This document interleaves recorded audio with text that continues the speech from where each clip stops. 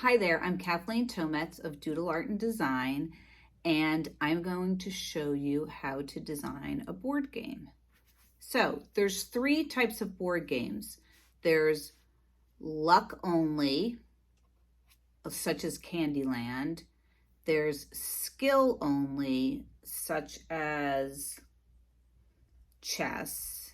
And then there's luck and skill, such as Scrabble.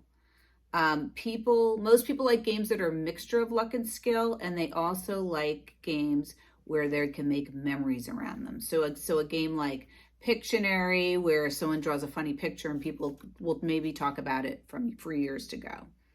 So what you want to do is, if you can stop the video and take a look at this sheet, because you want to design your game before you start working on the pieces and the board and all that.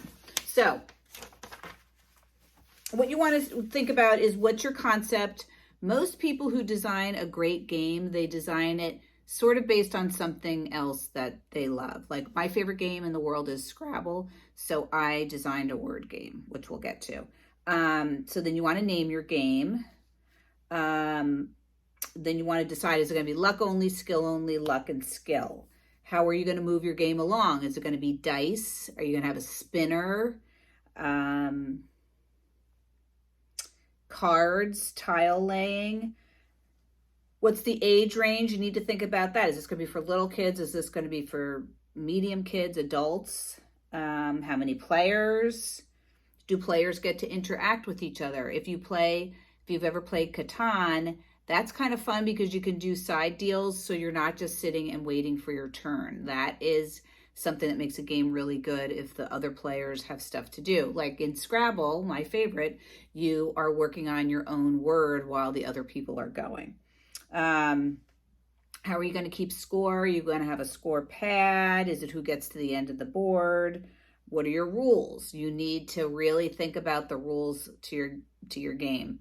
And they can make it really interesting. If you have kind of a fun rule, it may make the game harder, and that might make it more interesting and challenging. So then you want to prototype your game, make it, and then try it out with your family or friends or yourself, and then tweak it. So all this prep sounds like a lot of work, but it is really worth it, because then you'll make a really good game. So I'm going to put this back up here for you to look at and stop and answer the questions. Okay? Okay, so what you're going to need is a box for your game. This is a little game, but you could do a bigger box and have everything bigger. If you're going to have game pieces like in Sorry, this clay, my favorite, makes great game pieces because it gets nice and hard. And you can do different colors. If you want, you can get score or spinners online. I like these little labels because I'm using a spinner in my game, and so I'm putting my different things on the label. That's good to have. And then my players are getting little cards to write their answers on. So that's something you need to think about. Do you need cards? Scorecards, I don't know, paper, just any kind of stuff that you think you're going to need in your game. You should have paper around the house, so that's pretty easy. Okay, so what I did with my game, I'm not going to build the whole, I've already started building it. I'm going to show you how to do it because no one wants me to watch me in real time building my game. And you could use scissors, say you're going to make shapes. I don't know, I didn't. So my game, as I told you I like Scrabble, is called Word Vomit. So I want to make a cool, catchy box. And I liked my name because I think it's kind of fun. So, and I'm just going to leave it, I'm going to leave it black and white except for the vomit. And I'm not even going to put, I could put like words. I might put words on there to make it a little more interesting. Just write words in the vomit. So that's my box. And then I made my rules, which are right here. So the rules are whoever gets to 10 points wins. They spin the spinner, and so my spinner has different topics on it.